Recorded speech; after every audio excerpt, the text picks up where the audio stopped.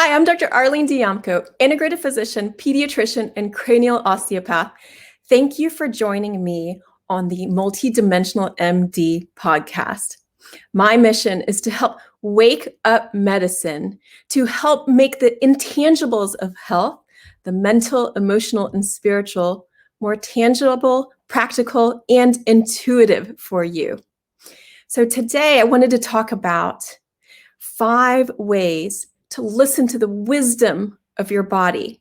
So much of the time we are focused on what is going wrong with our body, the aches and the pains, what it cannot do.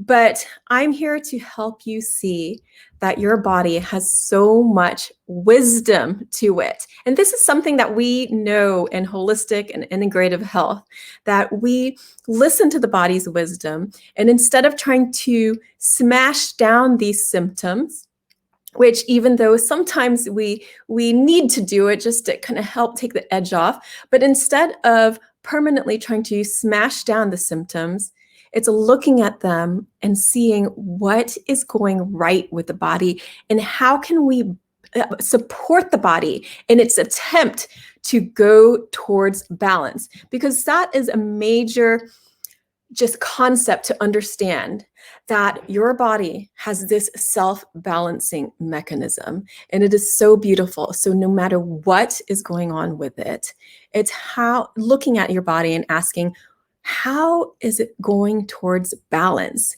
Because really your body, your symptoms are your body's way to communicate with you. So if you ignore those signs, those signals, it so wants you to understand it, that those symptoms will start to ramp up in their intensity. Or maybe they start to shift in a way, one goes away, but another pops up, because your body wants to be seen and heard just like you do. And this human experience is a mind, body, spirit experience. So we need to address that triad and align mind, body, spirit. And one of the ways to do that is really to listen to the wisdom of the body. We are part of nature. Nature loves a balance. And it is amazing to know that you have this power to balance yourself. That's from within, if you can only allow it. And this is part of our life journey. So there is no guilt, there is no shame in how you feel about it.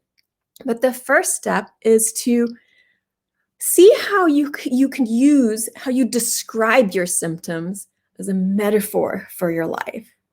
So you could take this for anything, whether it's a mental thing or a body thing. But I think about maybe something like fatigue, when you're feeling really run down and tired. And I've definitely had periods of my life where I felt like this, where it's like, oh my gosh, I feel so tired. I don't want to get out of bed. I'm so tired that I'm just dragging through my day. It's like I've lost my spark. And so you start to listen to the ways, if you just describe, you can take a pen and paper and just write down, describe exactly how your physical symptoms feel. And then use that as a metaphor for your life.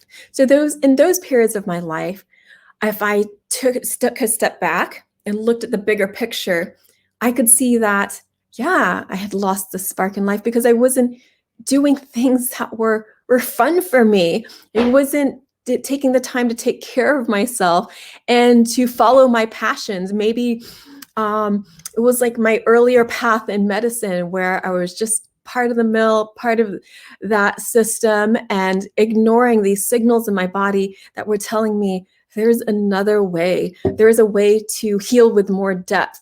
And I could not ignore those signals any longer. And so that's when I decided to follow my own path and to follow that inner voice within me that was expressing itself through the wisdom of my body. And after that, I just felt this vibrancy to life again. And it's not like it's one and done, because life can be stressful and there is always things that we're going through. And definitely through difficulties that I've been through, and with my dad passing early in the year, then yeah, I felt really drained for a period of time, but it was just listening to that, tending to myself, sleeping more, and nourishing, supporting, because my body was saying like, hey, either slow down, rest, take care of yourself, and bring that light back to your life. Do things that are fun for you. Do things that nourish your body, your soul. So you can look at this in terms of, we can take any other thing like constipation. So we think about constipation of like, oh, well, I don't want to get too graphic in the live stream, but don't worry if you come to me. I am used to hearing so many details. It's not a problem. But if you're having problems letting go of pushing things out, of holding, that you're always holding on to things. So, and these things are not necessarily things that are helpful for you any longer. So they're things that are actually kind of toxic or things that no longer serve you. It's what you've metabolized and need to let move on. So it's like, how in your life could you let go of those things that no longer serve you? Where is it? And ask number 2, these open-ended questions without a need to be too analytical, because we don't want to get too, we don't want this way of listening to our body to make us get too much in our heads again. So easy to do. Oh my gosh, I loved analyzing things all growing up and in my early adulthood. I loved to analyze. And it's like, if I could analyze it enough, then I could fix it or have control over the situation. So neither of those are actually true. 1, just because you feel broken doesn't mean you are. And 2, it's not about having total control over the situation. So asking these open-ended questions of, what is going right with my body? How can I support my body in this journey? And pause and wait for the answer. It may come as little whispers. And listen, and maybe take a baby step of like, what can I let go in my life that no longer serves me? And maybe it's just okay, I'm going to take that as like, I'm going to clear out a room where it's gotten overly cluttered because I'm holding on to things and I can't let go of them, but I no longer need them, or maybe somebody else could use them. It doesn't have to be that. It could be a bigger thing, like a relationship or people in your life. Again, what it means to you is going to be so individual, unique, and personal.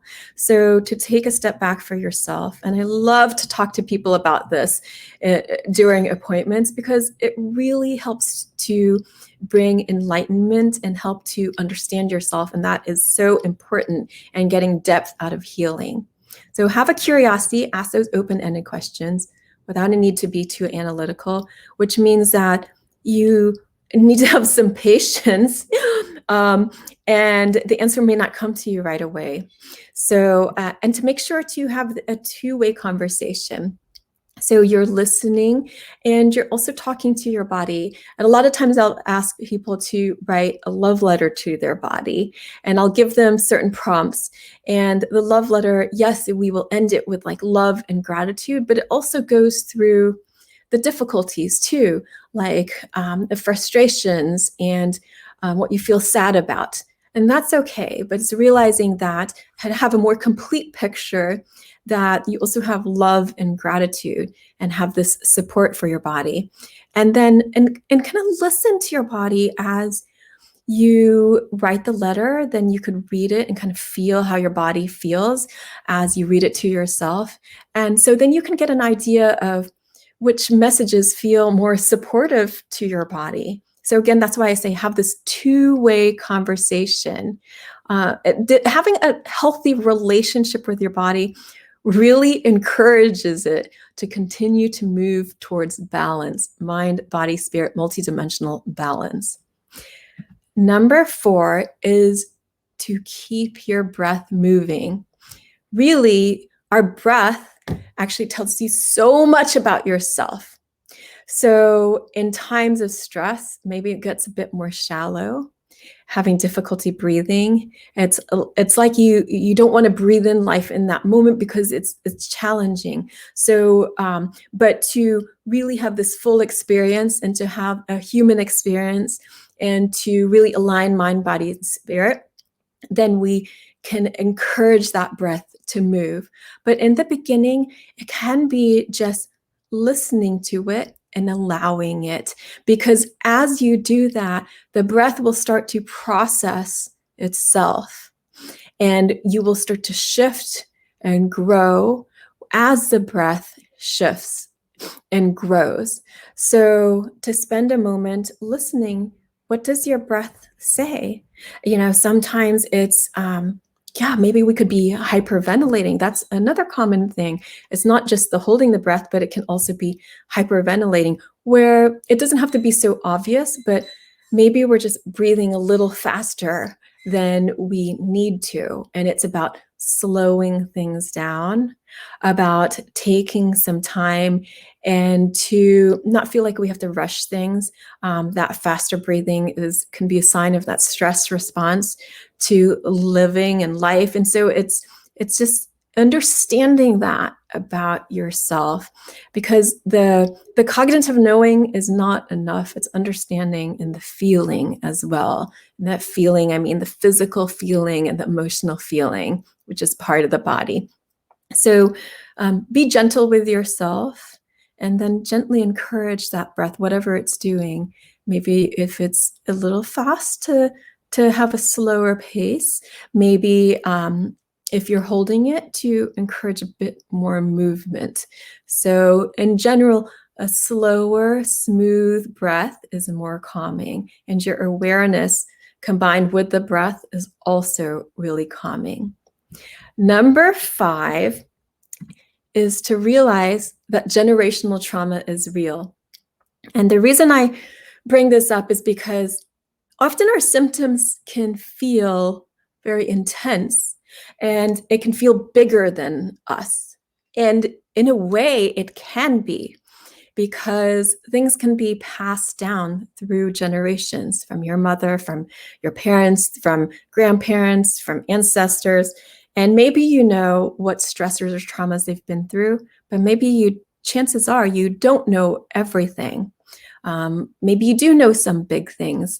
And this is in the field of epigenetics. So epigenetics studies the expression of genes to various behaviors and an environment. So there can be a variation in gene expression. So it's not that the genes are changed themselves, but how they are expressed. And this can make all the difference. So they did a study on looking at women that were pregnant during the famine in World War II in the Netherlands. And their children in middle age were found to have be more likely to be obese, to have cardiovascular disease, to have diabetes, and schizophrenia. So it's not like they necessarily had all of those things, but it put them at greater risk. It's like there was a vulnerability there, and it changed how their genes were expressed. We could think about something like obesity, and we could see why those genes would be expressed, because if there was a famine, then the message to the body would be, hold on to all you got, don't let it go. And in that way, you can kind of tease apart and understanding why that would happen. But this is really fascinating. So Dr. Rachel Yehuda at Mount Sinai in New York City, she found that there were epigenetic changes to a gene linked to cortisol in these situations. And cortisol is one of our major stress hormones. So just having that understanding that maybe it's bigger than you, but to not get all doom and gloom about it, that there's nothing you can do. When you understand it, it helps you to understand you. It helps you to understand your story. It helps you to understand what came before you, that story that you're born into. And again, that understanding of yourself and your ancestors is healing in a way. And also to realize that you have the power to change, to shift. And when you do that, it can have a ripple effect for the people around you and for generations to come. So when we realize that generational trauma is real, when I say that, it's not meant to bring you down, because if we go back in any family history, there is going to be trauma of some sort. And some people had much bigger trauma than others. And if we talk about like racism and war and famine, so really big trauma, but you have the power within you to shift that, because we are all here. We are meant to be here to shine our light, and you were born with that light. So by allowing yourself to see it and allowing yourself to understand helps you to see it. And so in these ways, you can understand the wisdom of your body and how your body responded with epigenetic changes. But you can shift the signals to your body and shift how your genes are expressed, which is absolutely phenomenal. So I hope that you will join me for further live streams at 11 a.m. Eastern Standard Time on YouTube for the MultiDimensional MD. I'm going to be starting a mini series to talk about this further. It's basically kind of bringing what goes on during the appointments to you here live or recorded if I have to. And I am so happy to share what I see, what I feel, what I know, because one of my strengths is perspectives. And if that can help you and help to give you more perspective and help you on your health journey, then I would so love that. And I'm going to be going through different various diseases or illnesses, and we'll talk about that more detail. We'll spend an episode for each one. We'll do a little mini series, see how many we'll do, and I'll dedicate one episode per various disease process, so we can tease that apart and flesh it out a bit more.